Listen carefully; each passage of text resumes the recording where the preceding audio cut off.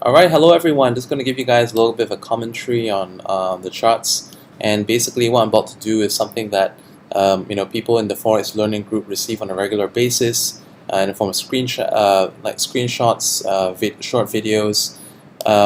Obviously, the video that we'll be doing today is going to be a brief one. I'm just going to run through the what's, okay? The what's to look at. As for the how, that's something that's reserved for people inside of the group.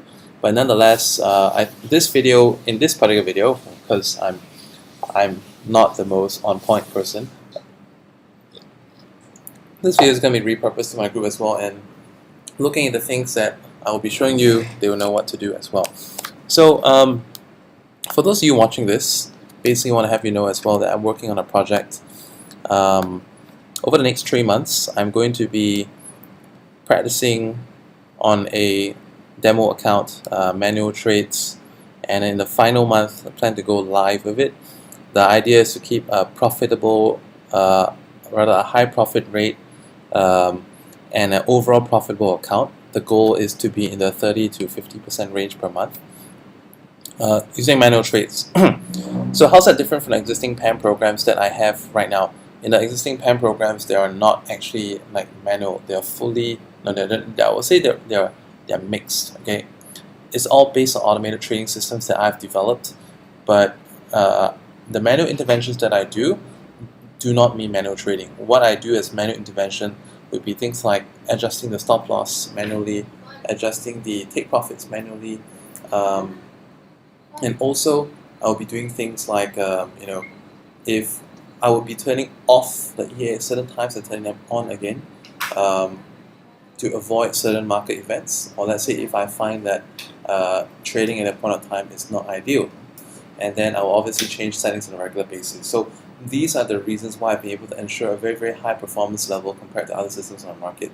There has been 1 or 2 people that have actually noticed that in the FXTM console, one of my followers, I think his name is Joe, he joined the top ranked system as well as mine, and in the same window of time I actually outperformed the top performer. Alright, so good to know. And now the next step is to basically get over some old demons and let's see whether I can do this manual trading kind of PAM or not. Okay, it's going to be more of a trade copy if it happens, because that way it's easier for me to proportion the account. If it's going to be on a ever increasing account or account that fluctuates in balance from time to time, it's going to be a bit difficult to budget. Okay, so that's the plan. But in the meantime, let's head to the charts. Alright, so we're looking at the Euro USD right here, and in the last couple hours there was the FOMC event. Before the FOMC, it was actually around about here. Actually, let's go on to the hour chart. We can see what happened. Okay, FOMC hit the market at this time, so there was some early movement, as is typical in FOMC, because there's always big fluctuation. So actually, went all the way down and whipsawed back up. But the fact that it actually come out so far of the, it is broken out of that uptrend, no matter how you look at it, and basically, well, it's not officially broke out of the uptrend, so to speak, but it's broke out of this trend line. Okay, is it possible that it can resume an upward movement? Well, it is possible, but it also depends. A lot of people in the markets have been speculating for something that's above the the 114s. So if anyone had looked at my early week video about this, and if you've taken a similar position, you probably want to put in some kind of a trading stop. And those of you inside my Forex Learning group, you may want to use my Smart Exit EA to exit this based on a few different adjustable settings, such as Bollinger Band, Stochastic, or RSI, or the exit based on MA cross. Okay, so plenty of options for you. Now let's look at some of the other big movers this week, and I think gold is one to look at. Gold is on an epic high. For those of you who have followed me from some period of time, this was, gold had not been so. Gold had for the longest time been in the 1200 range, and this has been for as long as my daughter, from the time my my daughter was a fetus. It has been in the 1200 range. So this is unprecedented, and that is great. And this week's really interesting though, because the US dollar index actually fell. Last week was really high, just that the euro was more bullish for whatever reason. So I think the signs of weaknesses are finally showing up. And one other thing to look at whenever I look at the Euro USD is I like to look at the USDJPY, because I find that USDJPY is kind of like in opposites to the Euro USD. So let's have a look at that as well. So when I look at the USDJPY, I notice that this is a fairly obvious head and shoulders pattern. Okay, in a sec I'm going to check the values of this HNS to see that they make sense. And if we have the information, okay, all right, yeah, it's just so the head and shoulders, it should stop at around here, although it could go to here. So it could actually take the next movement like that. You could take the next movement like that, whatever at any degrees of incline, whatever. It could be any of that, but the point is that this is definitely a head and shoulders pattern. Okay, the amount of distance that has come up, it's definitely head and shoulders pattern, just that we don't know how far it's going to move. Okay, so once the right shoulder is formed, those of you out there, there are various ways of timing that turn.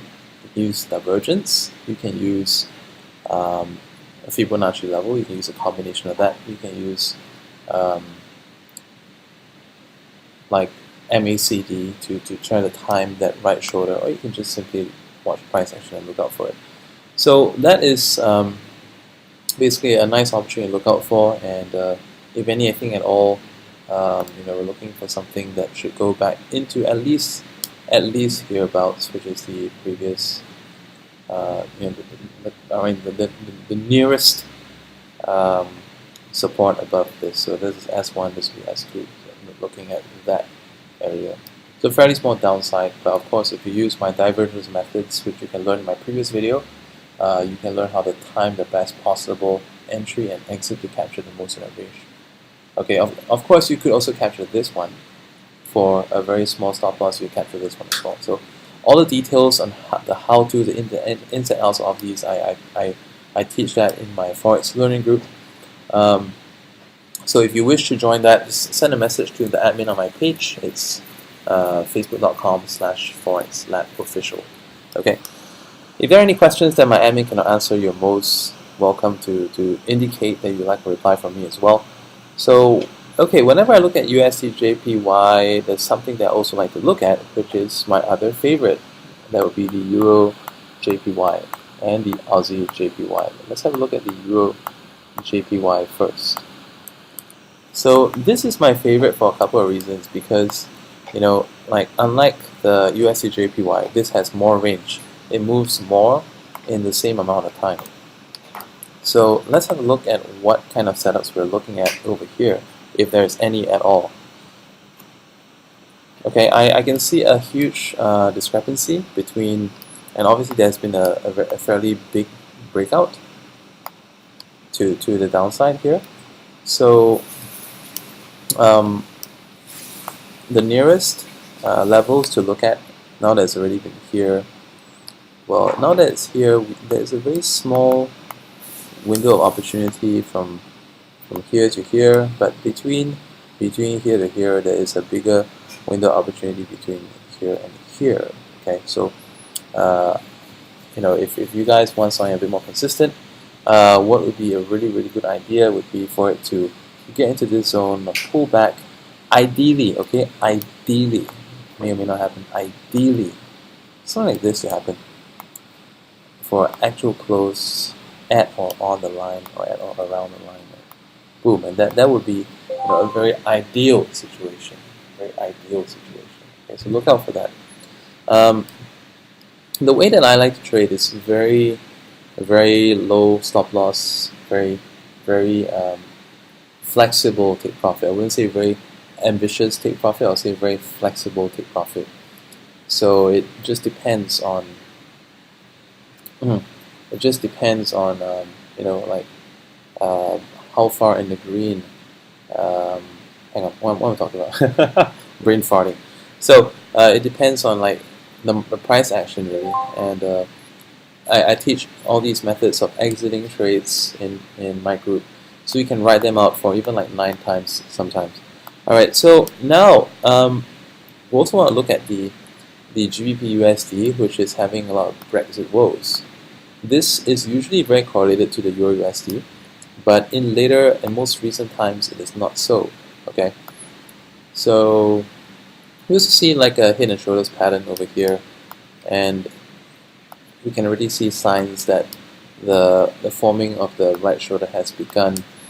So, which means to say that you could also trade that, because I mean, what's stopping you from trading the head and shoulder only? I mean, the stupid way of doing it is that people like to trade only from the neckline and down. I think it's retarded.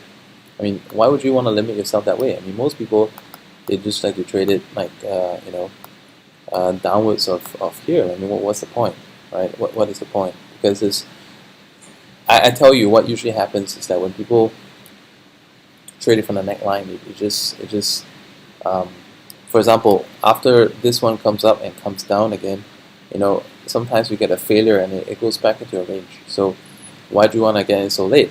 Okay, I would rather get in as early as possible and get stopped out by a trading stop. So anyways, with this one here, I can just see from the candle wicks that we have like some engulfing pattern, some support. I mean, look at all these candle wicks. Obviously, something. I would want to check the Fibo ratios. This should be a 78.6. Yes, it is. So we're looking at for it to come back.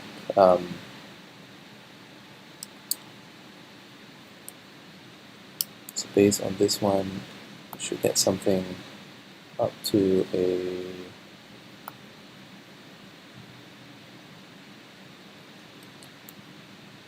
You could go as high as 61.8, 78.6, and that's where I want to aim.